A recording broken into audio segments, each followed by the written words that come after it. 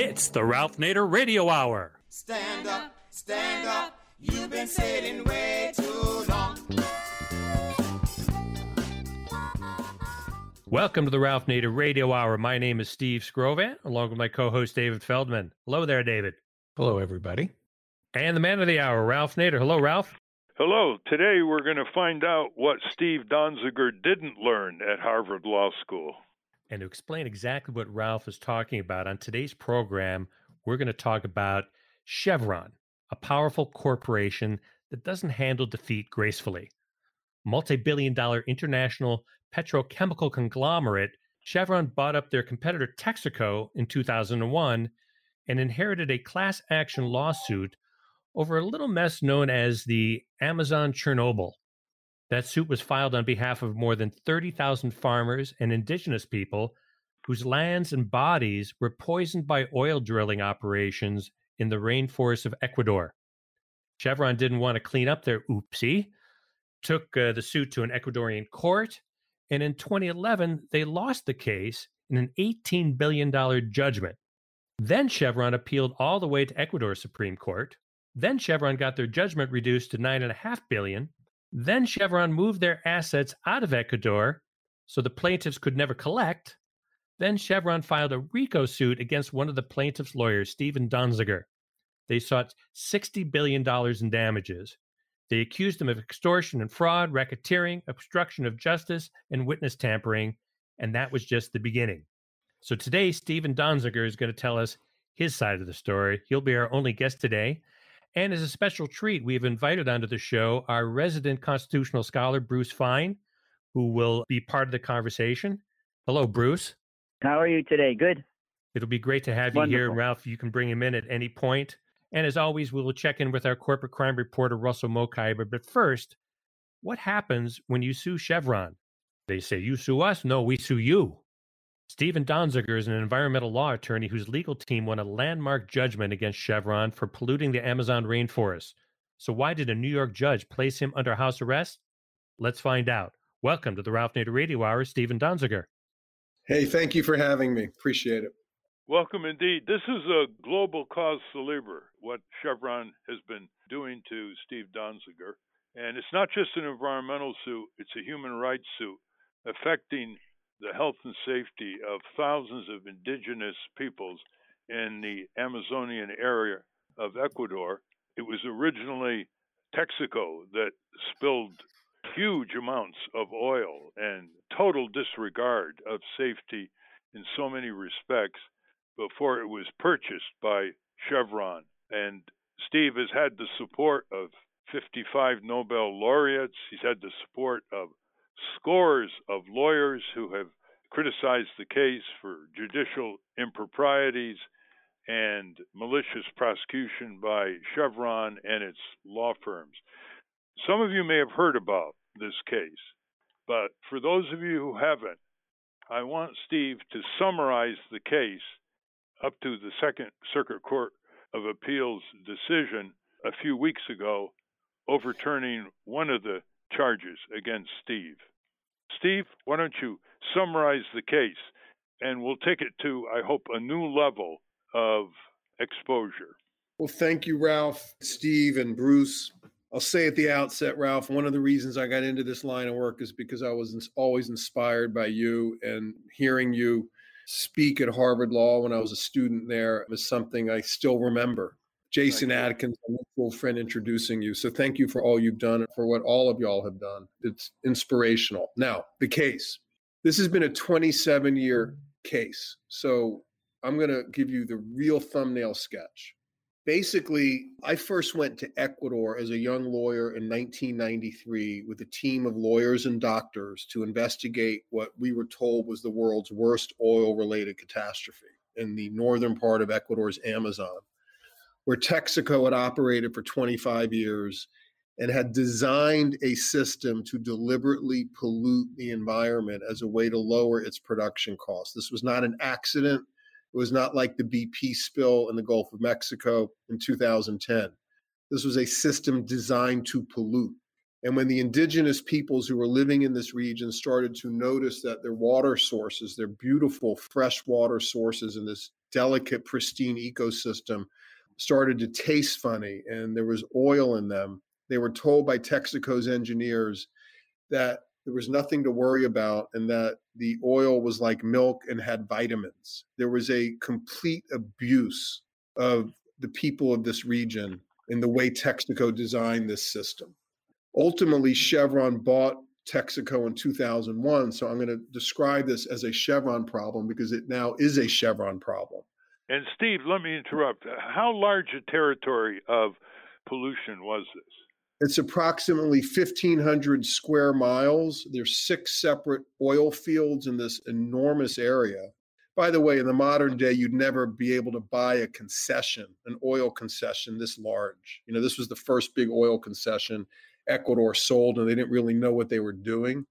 So the area is enormous, has 6 oil fields, has hundreds of oil wells, and at least 1,000 toxic oil pits, most of which would be considered on their own Superfund sites under U.S. law. So it's an enormous area with an enormous amount of pollution and an enormous kind of operational infrastructure that Texaco had built up over many years.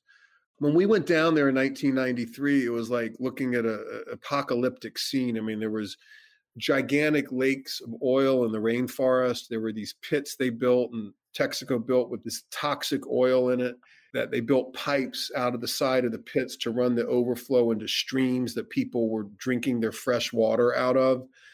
There was obviously a mass poisoning going on of this entire region and all the little rural communities in this area. The roads were filled with oil because Texaco would suck some of the oil out of the pits and dump it along the roads to keep the dust down. But people were so impoverished, they couldn't even afford shoes and they would just had oil all over their bodies. And all the little kids, the little babies had, skin issues related to the oil and bathing in the oil. And what happened was over a period of a few years, this beautiful rainforest that the indigenous folks had relied on for really their very prosperous lives for millennia had become poisoned. And you could no longer get fish that was clean. You could no longer get clean water. When they had to move away from the rivers and streams, they dug wells, but the residue from the pits often seeped into the groundwater, so you couldn't get clean groundwater. Then they tried to get clean water by capturing rain. Rains a lot in the forest, but there was all this toxic flaring going on, dioxins and cancer-causing substances in the air that the rain would come down with black soot in it. And basically, the people were being bombarded on a 24/7 basis with pollution.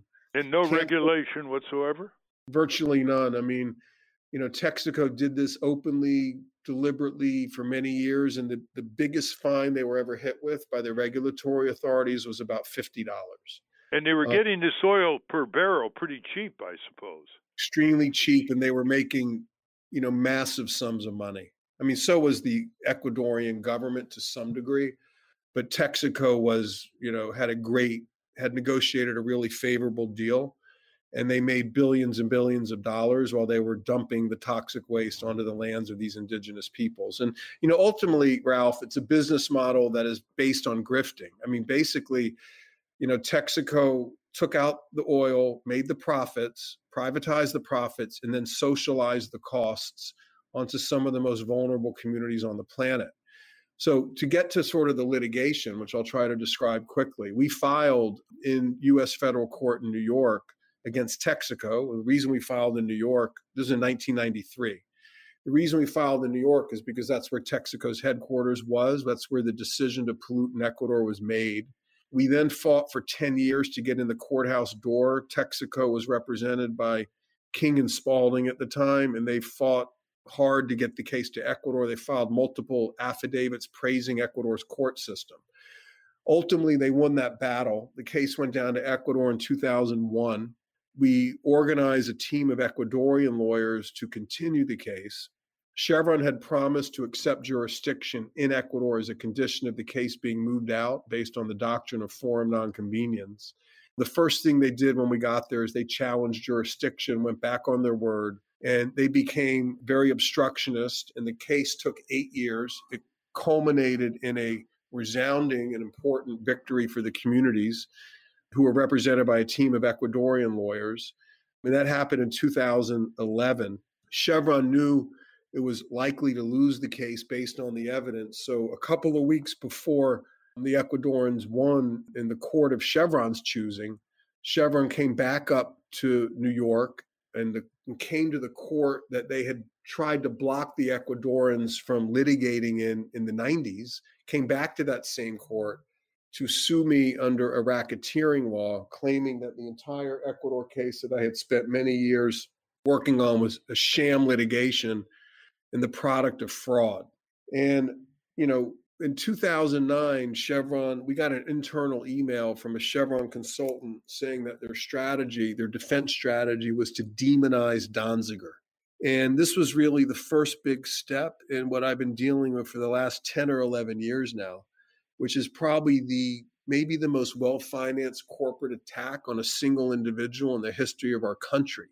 And Ralph, I know this must resonate with you given what you dealt with back in the 1960s with your work on auto safety. But I can tell you, this has not ended. I mean, they are trying to destroy me, and their strategy includes three key components. I mean, component one is to just destroy my reputation by claiming I'm a criminal. And they did this in the RICO case before Judge Louis A. Kaplan. They denied me a jury. They paid a witness $2 million in cash and benefits to come up and claim he was in a meeting with me in Ecuador where I approved the bribe of a trial judge in Ecuador, which was totally false. There's zero evidence to corroborate this guy's testimony. He was prepped for 53 days before he testified by Chevron's lawyers at Gibson, Dunn, and Crutcher, and he later admitted lying repeatedly before Judge Kaplan. Judge Kaplan, nevertheless, again without a jury, credited his testimony and issued a ruling claiming that I had obtained the judgment in Ecuador by fraud. And before you get into that, he recanted. This witness recanted later after Chevron brought him and paid for his location here in the United States. Isn't that correct? That's correct. He recanted, but that didn't change Judge Kaplan's opinion, because the point of the exercise, I believe, for Judge Kaplan was to, carry out Chevron's demonization campaign and not issue what I would consider to be a fair ruling based on the facts and the laws.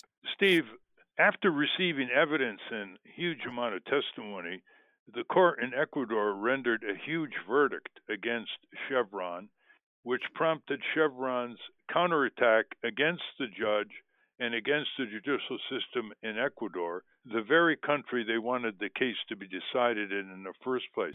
Can you tell us the size of the verdict, which was never collected, and also what they tried to do to the judge? Sure, Ralph. The verdict was large. It was close to $20 billion initially. Half of that was actual damages, half was punitive damages, but the punitive part was reversed on appeal. So the judgment ended up being about $9.5 billion. Just by way of comparison, BP has paid $60-70 billion for the much smaller Deepwater Horizon spill. So while that might seem like a lot of money to a company like Chevron, it really is not a huge amount. I would say it's a modest amount. Now, upon receiving that judgment, Chevron launched a full-scale scorched earth assault on anyone who was involved in the case, anyone of importance, including the trial judge in Ecuador, myself, the 47 named plaintiffs, that is, indigenous peoples who live in the forest. They name them as defendants. And in my view, this was the mother of all slap lawsuits. It was designed to scare and intimidate anyone who was working on the case and really get us all to give up, because Chevron knew it could not win on the merits. And it was trying to win, I think, through this intimidation tactic of suing everyone who was involved in helping the Ecuadorians win their judgment that's been affirmed by multiple appellate courts. And once it shifted to New York City, the key ally of Chevron was Judge Louis Kaplan, who came from a corporate law firm before he was appointed to his position, where he represented the tobacco industry over a period of years. And Judge Kaplan proceeded to do such partisan maneuvers and denial of due process, the likes of which I've rarely read about in American judicial history. Can you go through the process here and how he bypassed even the prosecutors and try to summarize just the hellish nature of what you confronted in federal district court in New York? Well, it was not anything close to what most people would consider to be a fair trial. Judge Kaplan structured the trial so I would lose and look as bad as possible, in my view. And the term I use is he reverse engineered the trial to produce the outcome he wanted. And he did this by working closely with the Chevron lawyers to allow this paid witness to come in and create false testimony that I supposedly bribed a judge when I did not.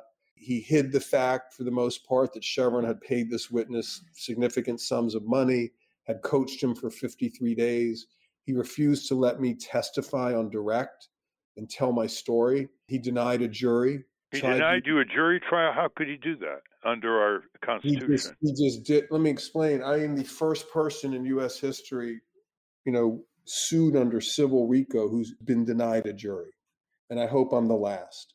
The way he did that, and again, this was all maneuvering, what I call the reverse engineering of the case, is Chevron had initially sued me for $60 billion under civil RICO. We're entitled to treble damages. So once I prepared for a jury trial and I had a really good, solid legal team, Chevron got spooked. And on the eve of trial, that was supposed to be a jury trial, they dropped every penny of their damages claims. And Judge Kaplan used that as a reason to deny me a jury. So at that point, we asked for the case to be thrown out. It's a civil case. They're not seeking damages. It's moot at that point. And Judge Kaplan essentially went ahead anyway and issued what we consider to be an illegal advisory opinion about what Ecuador's courts did without even looking at the evidence that Ecuador's courts used to find Chevron liable. So Judge Kaplan, Louis A. Kaplan, let his courtroom be used by Chevron and its lawyers at Gibson Dunn really as a weapon to try to undermine a foreign court judgment that's been affirmed by the highest court of a sovereign nation, in this case, Ecuador. Then he zeroed in on you to punish you. What was his judicial demeanor like before he did something which was truly astounding? He outsourced part of the case to a private corporate law firm in New York City that represents the oil companies. Yeah. What was his judicial demeanor like? And were there any reporters in the courtroom at the time? Yeah, his demeanor was not what I would consider to be judicious, others can comment. I was the person really under the gun during the trial. He really, I don't consider Judge Kaplan's demeanor as regards my case, and I've been before him many, many times, to be consistent with what we expect of our judges in this country, or in any country that really adheres to the rule of law. I think there was a real abuse of power here by Chevron and by Judge Kaplan. I say this respectfully because I respect judges and I respect the rule of law and I respect our court system. But, there's just no denying this was not a fair trial. And anyone who watched it, anyone who looks at the record, I think agrees with me. And the fact that courts in Canada, including the Supreme Court of Canada, the Supreme Court of Ecuador, have ruled contrary to Judge Kaplan really makes my point. You had competent lawyers representing you. In Yes. fact, one of them now representing you is a professor of law at Harvard, Charles Nesson.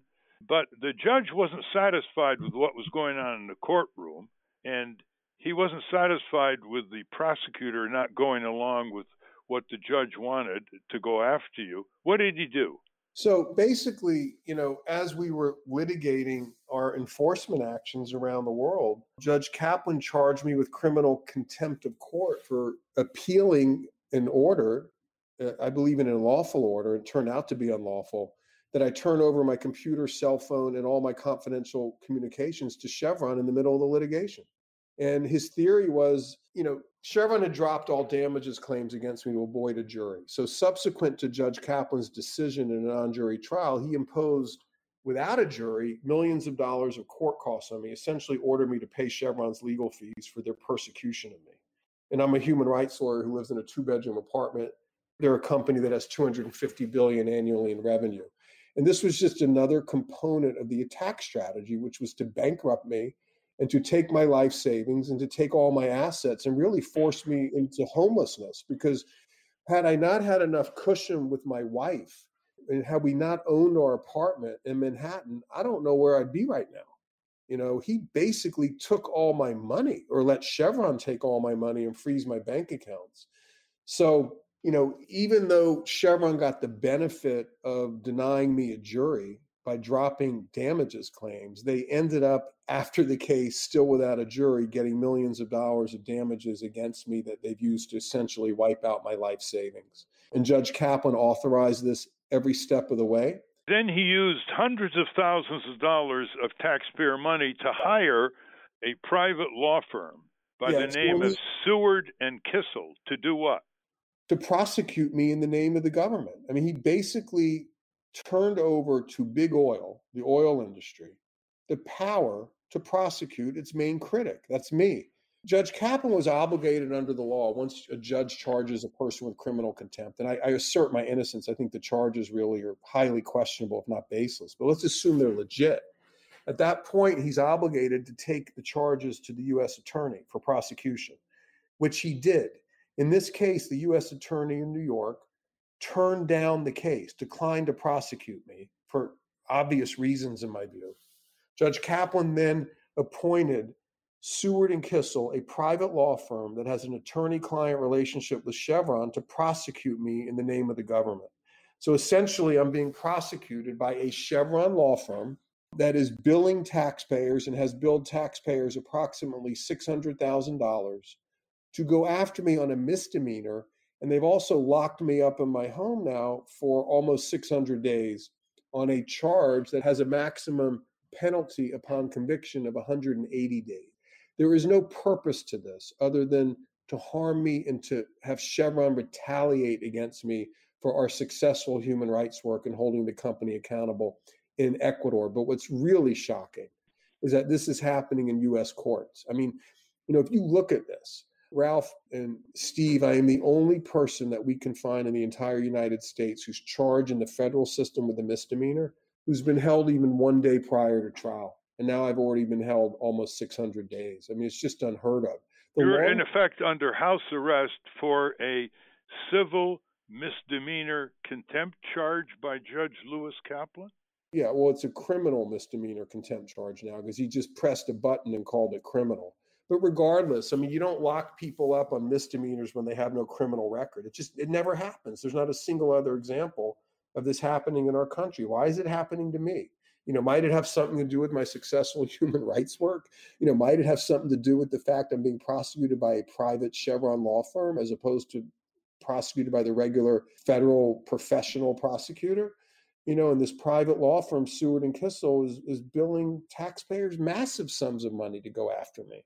I'm sure some of our listeners are saying, well, is there any limit to how many millions of taxpayer dollars he can spend paying a private corporate law firm to, in effect, prosecute you when the federal prosecutor turned it down for lack of sufficient evidence?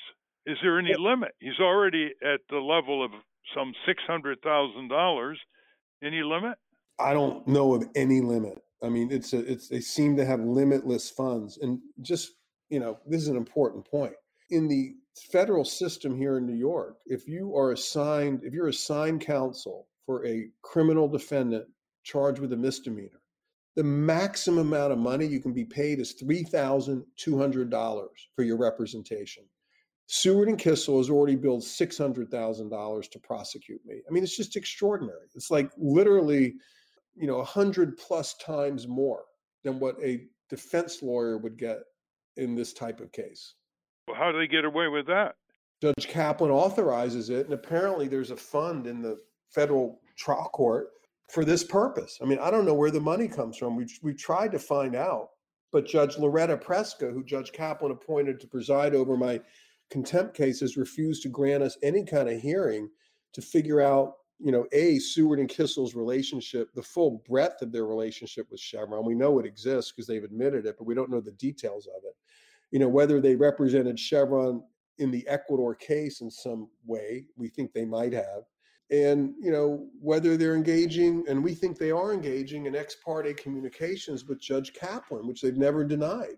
Well, listeners should know we're talking with Steve Donziger, who is the lead lawyer, human rights environmental lawyer, to defend indigenous tribes in the Amazonian area of Ecuador against the massive poisoning and resultant illnesses and disease by Texaco, drilling for oil, and a company was purchased by Chevron. So Chevron becomes the main progenitor here of these legal actions.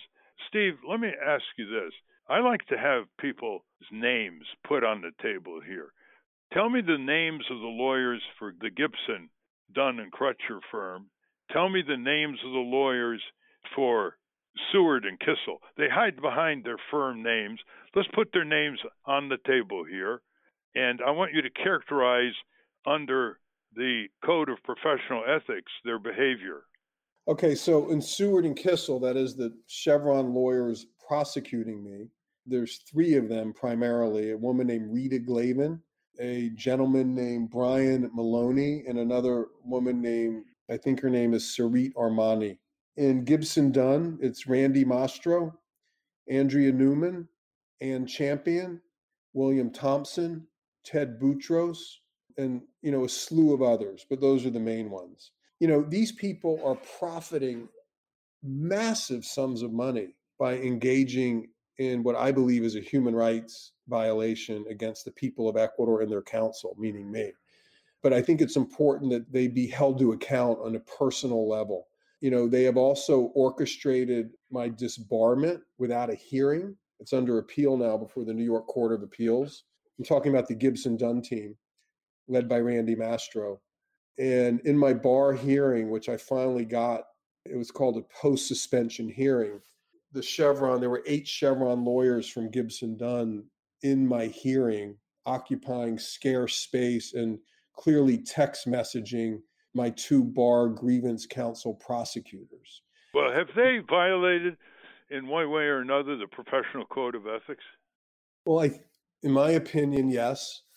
I think when lawyers, present paid witness testimony and ultimately false evidence to try to frame a human rights lawyer, yeah, obviously that violates the code of professional ethics and much worse.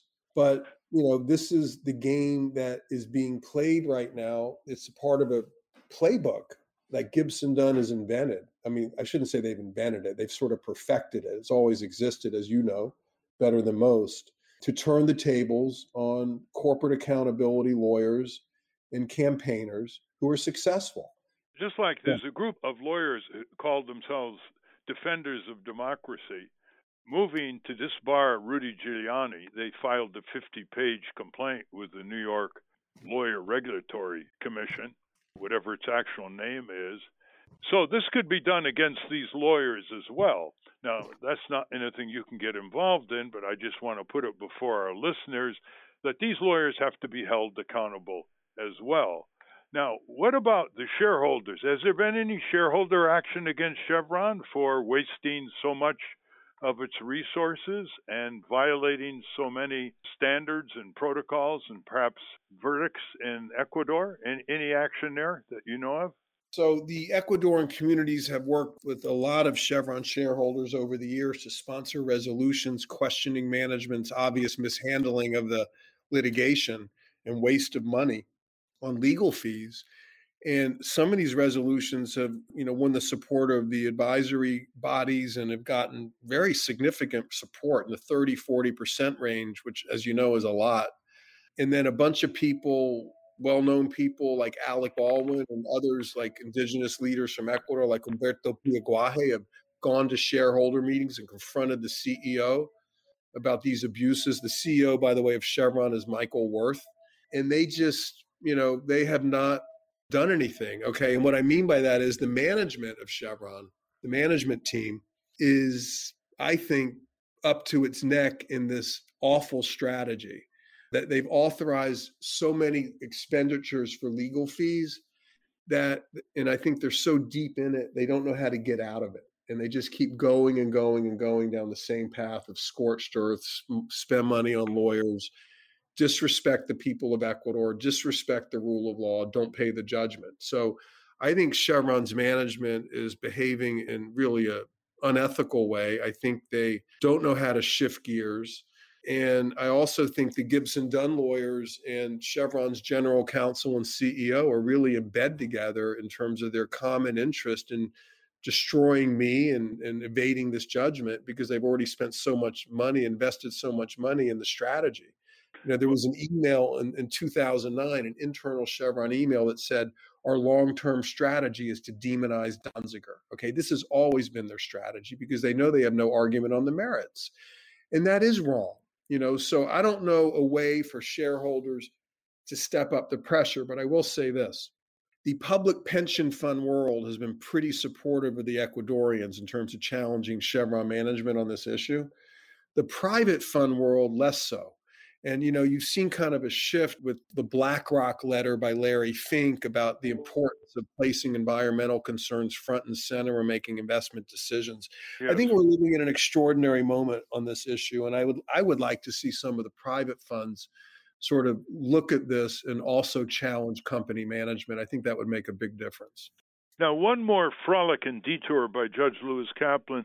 He found a judge to do part of the work in his singular mission to destroy your legal career. Tell us about the judge. The judge who's overseeing my contempt case, Loretta Preska? Yes. What's her name? Loretta Preska. She was appointed by the older President Bush in the early 90s. She's a very active, I'd say activist judge in terms of her involvement in the Federalist Society. Chevron is a major donor to the Federalist Society. The Chevron law firm Gibson Dunn is a major donor to the Federalist Society. And, there's a local rule here in New York that all criminal cases should be randomly assigned. Judge Kaplan didn't want to let that happen. He appointed Judge Preska, who again has financial ties to Chevron via her Federalist Society membership, to preside over my criminal contempt case. And she's the one who locked me up in an unprecedented way back in August 6, 2019. I've been in my home ever since. No one's ever heard of this. So, she's not a neutral judge. She's biased in favor of Chevron and in favor of, I think, Judge Kaplan's agenda. I have a right under U.S. law, under international law, to a neutral fact finder and an unbiased judge and a disinterested prosecutor. And I have none of that. Judge Kaplan has investments in Chevron. Judge Preska has financial ties to Chevron via the Federalist Society. And Rita Glavin, my main prosecutor, works for a Chevron law firm. She's a partner there and makes profits from Chevron's payments to her law firm on whatever the law firm is representing them on. Beyond that, one of Seward and Kissel's main clients is a company called Oak Tree Capital. Look at Oak Tree Capital. They have 2 executives on Chevron's board of directors. And I just discovered, this is another astounding thing.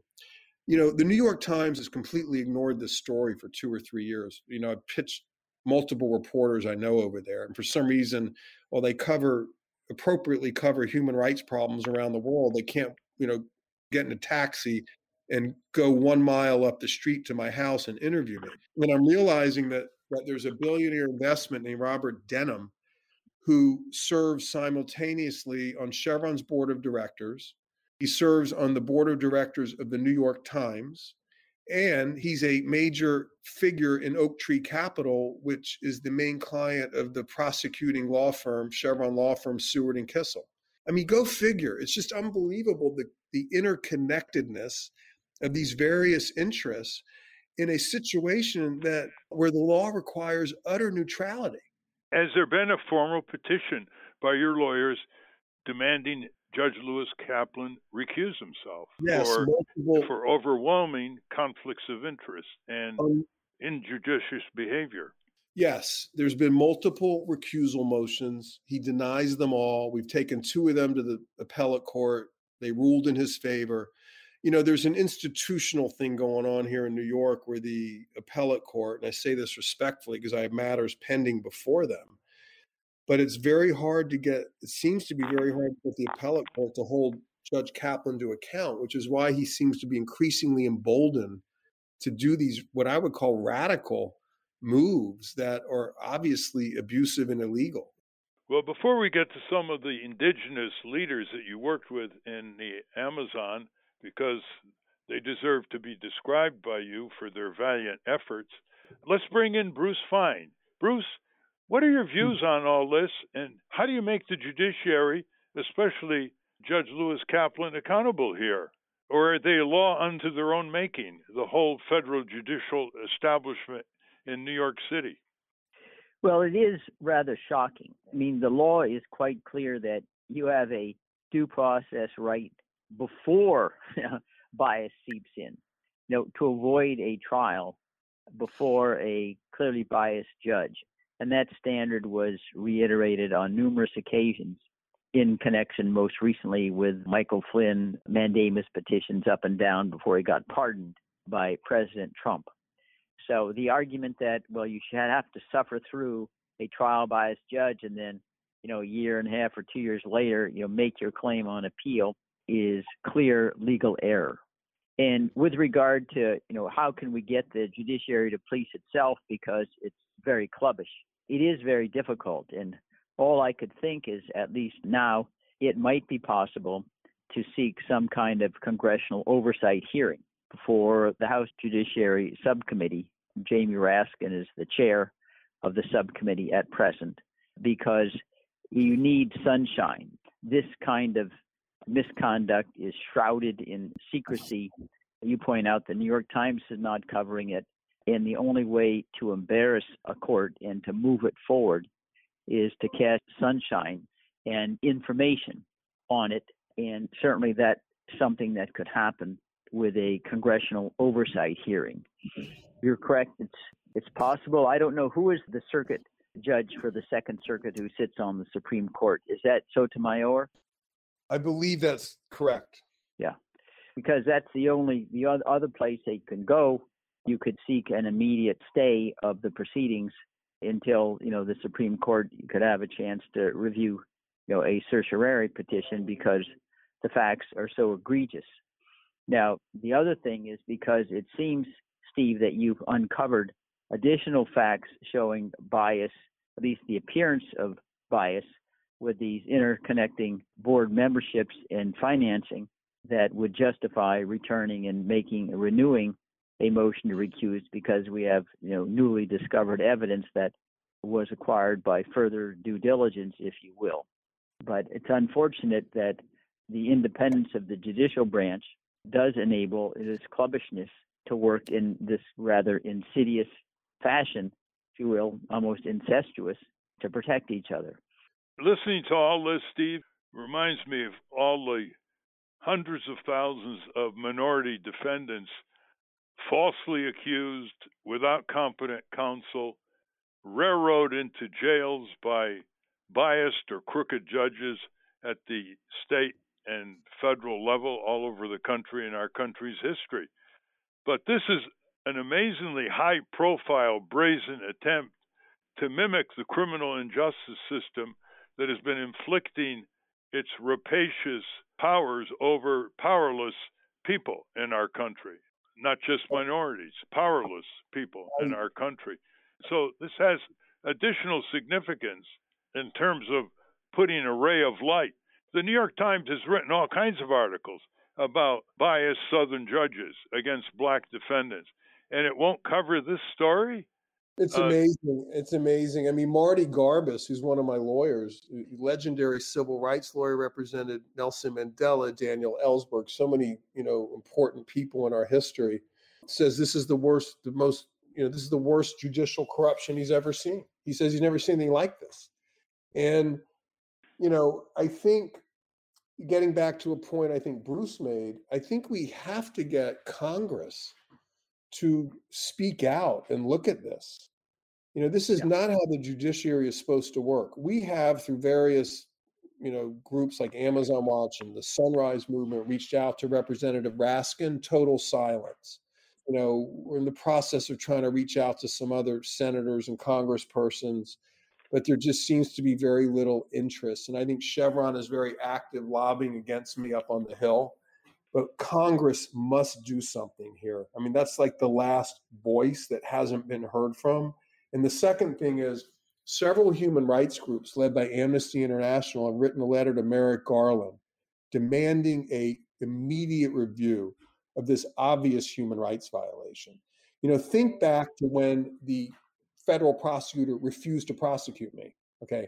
And Judge Kaplan appointed not just any private firm, but a Chevron firm. That's wrong, and that's an embarrassment on the Department of Justice. It's an embarrassment for our country. And this letter asked Merrick Garland, asked the DOJ to take back the case from Seward and Kissel such that I can be prosecuted by a professional prosecutor, not a for-profit private prosecutor. I mean, these people are making money off extending this case and keeping me detained. I believe a professional prosecutor never would have had me detained and probably would have dismissed the charges immediately. I mean, that's why they didn't take the case. So they need to take the case back. So those two things are really important. We need congresspersons like Jamie Raskin to speak out, and we need the Department of Justice to take the case back from the private Chevron law firm so it can be prosecuted consistent with the rule of law. Well, it's not like we're asking members of Congress like Jamie Raskin to demonstrate or profile and courage. On September 1, for example, 2020, dozens of legal organizations around the world representing more than 500,000 lawyers, along with 200 individual lawyers, submitted a judicial complaint documenting a series of shocking violations of the Judicial Code of Conduct, I repeat, by United States Judge Louis A. Kaplan, targeting human rights lawyer Steve Donziger after he helped indigenous peoples win a historic judgment against Chevron in Ecuador to clean up the pollution caused by decades of oil drilling with no environmental controls. I'm quoting from a press release on this demand, September 1, 2020. What if you get a couple hundred lawyers petitioning the editors of the New York Times and other New York City media, television, radio, other newspapers, to cover the story? I think that would start moving the needle a bit. I think it would, and I think that would be great. I think, look, it's just shocking to me the New York Times hasn't written about it. I mean, take my emotion and my views out of it. It's just an interesting story to have a Harvard law grad. I went to school with Barack Obama, okay? I've worked for years as a human rights lawyer.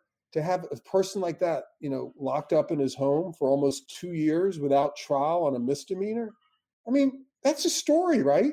I mean, that's an interesting story in the United States of America. So I just find it shocking they haven't covered it. And I think that kind of pressure is really important, because the only thing that's going to correct this problem and save me and my family is public scrutiny, public outcry, and transparency. Yeah, single-handedly, the New York Times can turn this situation around. They know how to do it. I don't know, Ralph, if you and your colleagues know how to do that, but it would be helpful if that were to happen, obviously. And also citizen groups, people organized to clean up court corruption, can also join and demand greater coverage of this.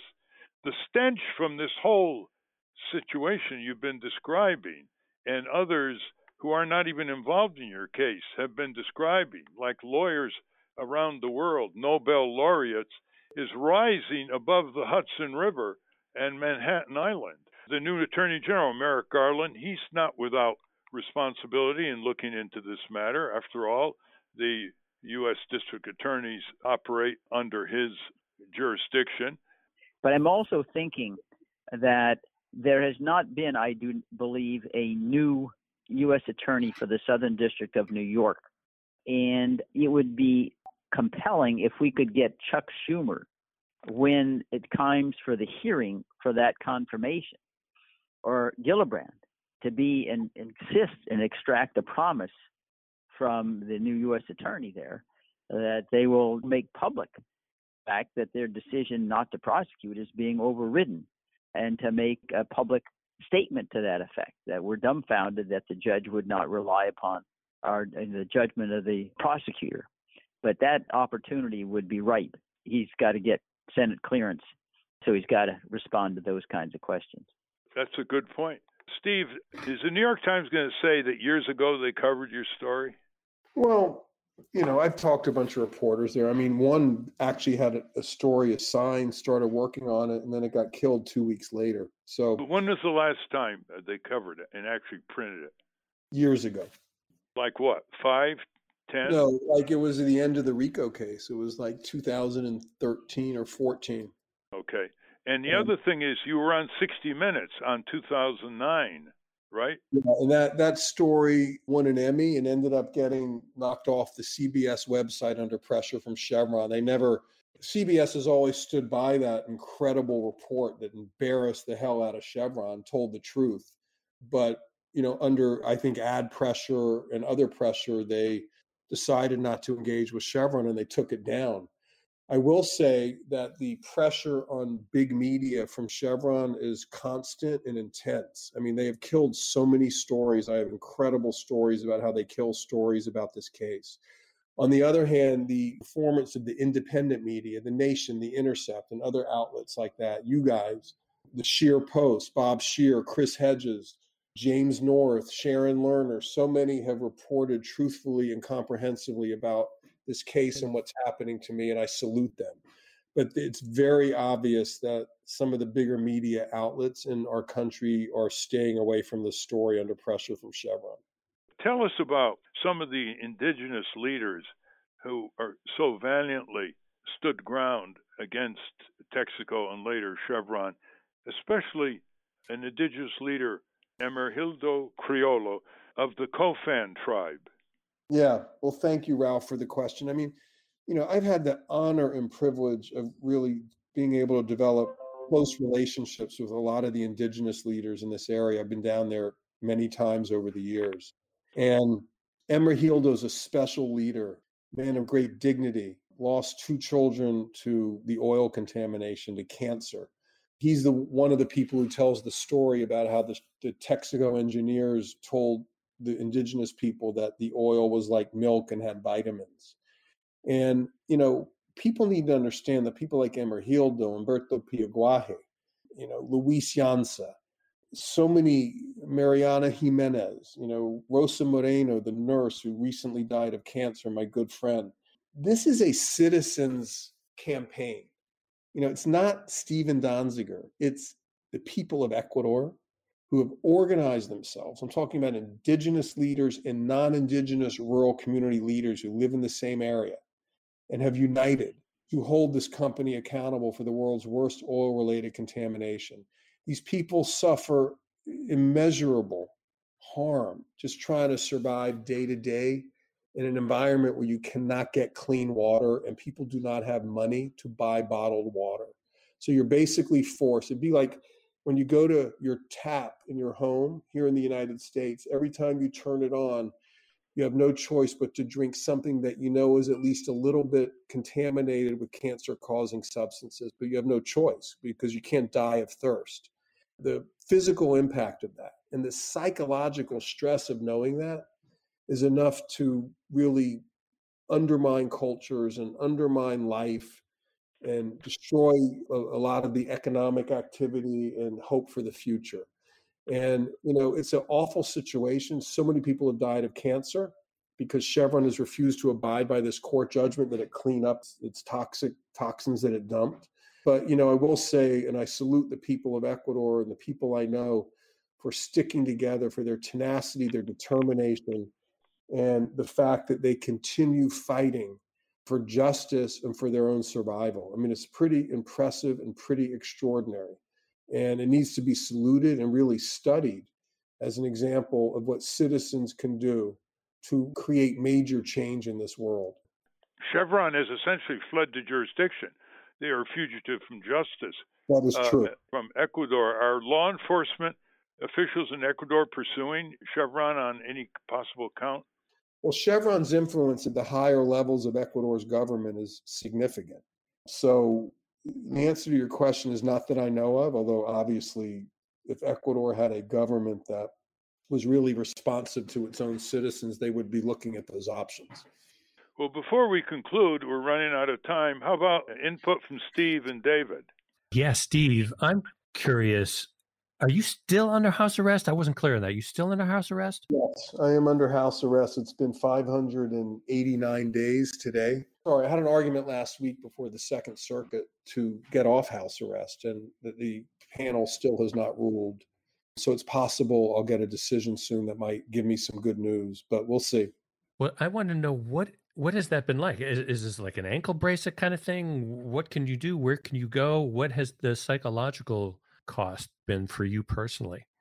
Oh, it's been significant. I'm strong and resilient and optimistic, but it's been significant. I mean, first of all, I have a 14-year-old son who has to watch his father wear an ankle bracelet 24/7. I sleep with it, I eat with it, I bathe with it.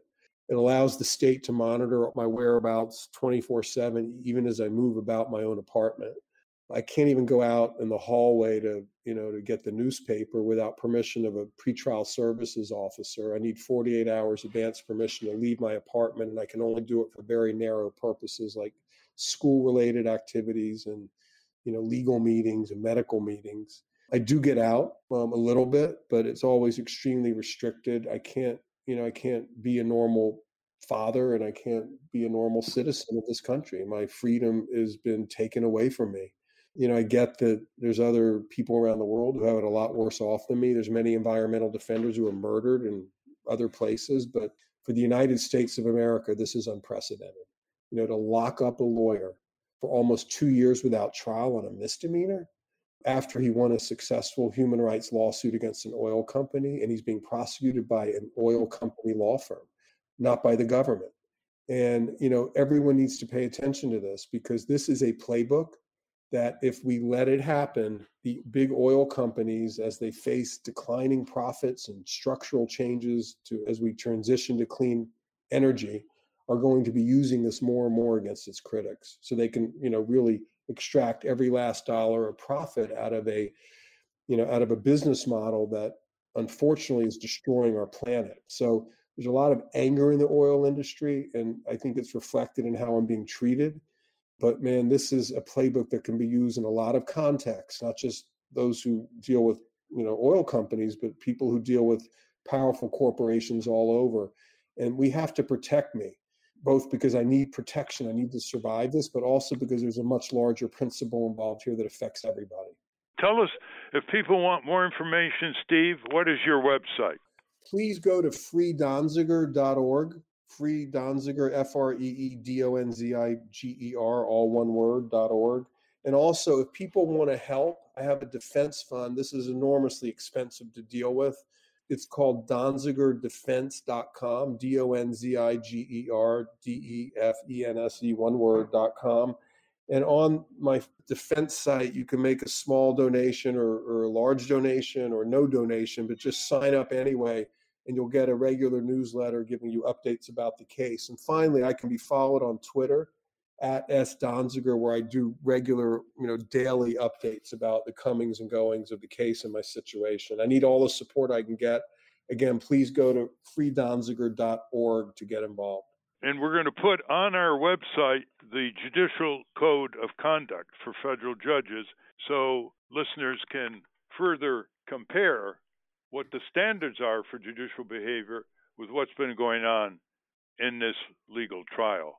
Well, we really have run out of time, and for your 25 years and continuing work in this area, the story's not over. It could boomerang against Chevron, it could boomerang against the judiciary and the corporate law firms. It could become a case study, law firms and law schools. It could become a documentary. We could get some long overdue intervention from Congress, as Bruce has pointed out. So we thank you for continuing this battle, because you've got to believe the best is yet to come. Steve Donziger, thank you.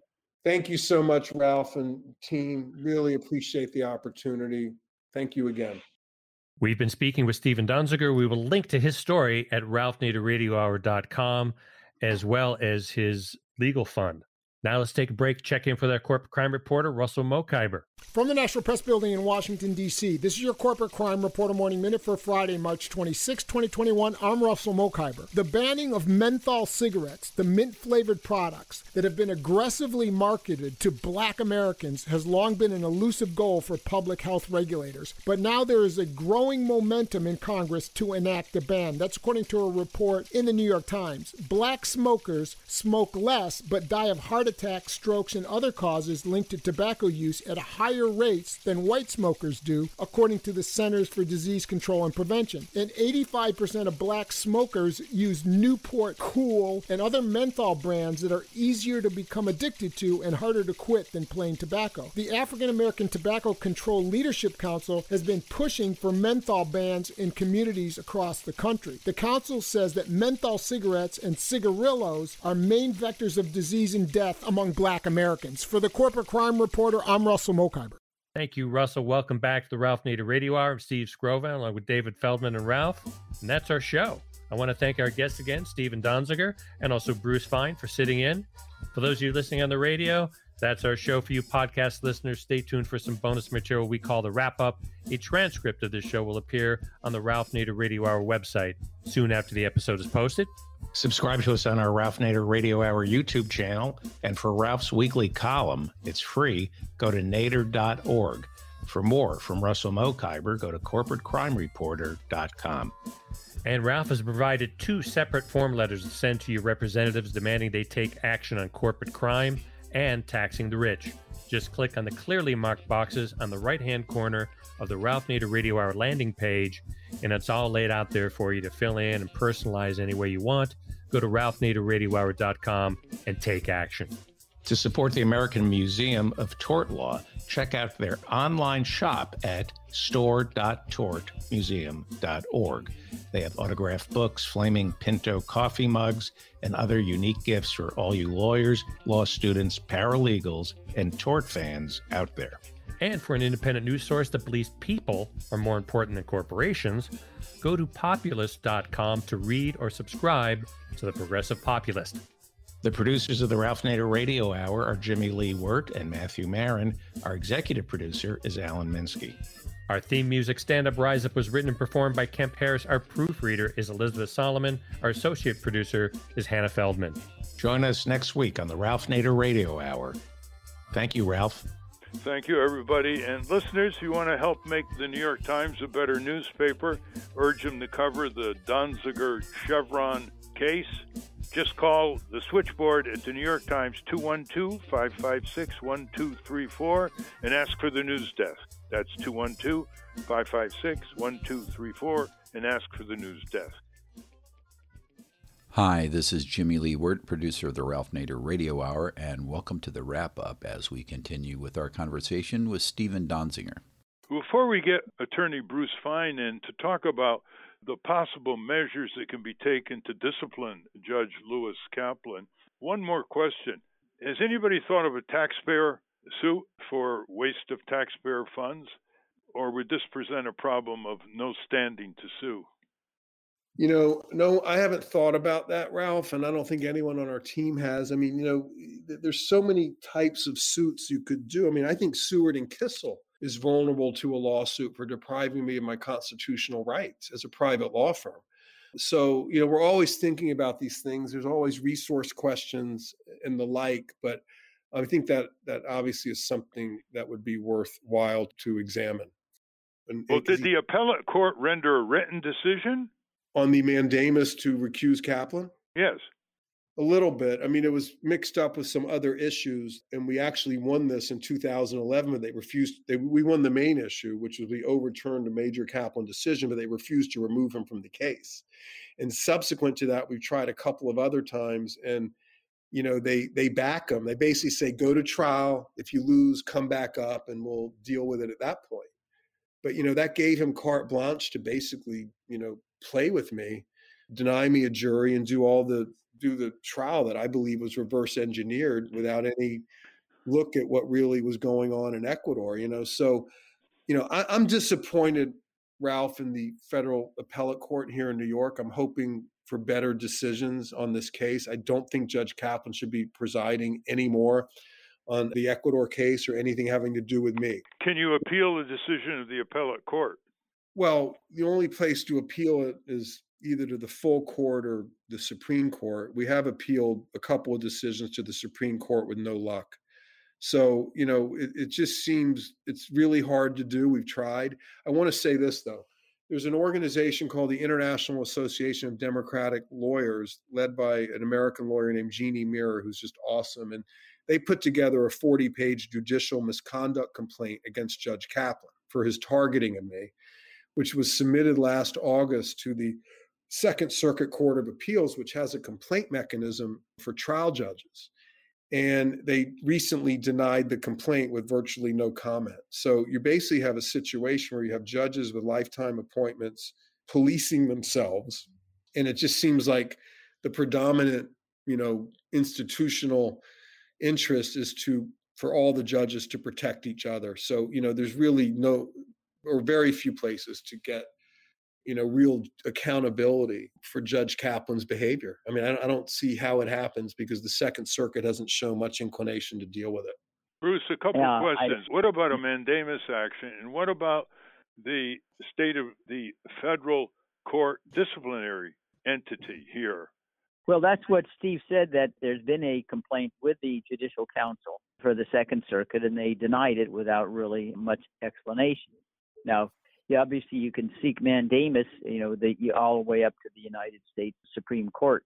But I think Steve indicated that was attempted, at least earlier on, and that was not accepted. But they do have, original jurisdiction authority to issue, writs of mandamus. Although it wouldn't be original jurisdiction, it'd probably have to come. But here you have a denial by the lower court judge. But let me ask, have you tried to recuse at least the judge who's been assigned by Judge Kaplan to preside over your criminal case for the reasons you've elaborated, as well as recusing Judge Kaplan? Yes, we have. I mean, I want people to understand that it's virtually impossible to recuse a judge in the federal system. Okay. You file the recusal motion with the judge you're trying to recuse, who gets to rule on his or her own recusal. So, if judges have an agenda to hurt a defendant, as they do with me, they're obviously going to deny their own recusal. I mean, it's really an exercise in futility, in my view, in this particular situation. I mean, I don't, I think actually that's a flaw in our system. I think recusal motions should go to an independent judge. Do you have any concluding recommendations, Bruce?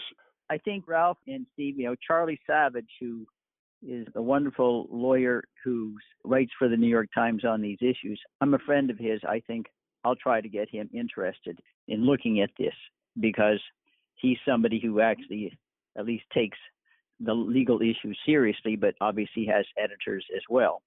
So I think that's very important. And I do think that you're right, that this is an example of why, in some sense, you're a victim, Steve, of the fact that Congress doesn't do oversight of anything anymore.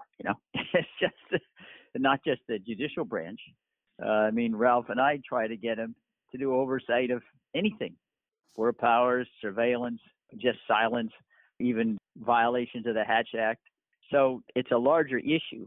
And it's kind of ironic that we're hoping to start something called the Shadow Justice Department that would provide an opportunity to publicly cast sunshine on the places where the Department of Justice seems to be deficient or needs to be prodded a little bit. And in your case would be a prime candidate to be the first report. Why is the department not doing anything really to sustain? The prosecutor said this is really overreach here. Anyway, not only that, Bruce, but the prosecutorial forces and judicial forces have come down harder on Steve than they have on Donald Trump, with all these pending cases at the federal and state level in New York City, seemingly going nowhere year after year. Yet they all say Trump is under investigation. And that's a wrap. Join us next week on the Ralph Nader Radio Hour when Ralph speaks to Michael Eric Dyson. Until next time. Stand up, you've been sitting way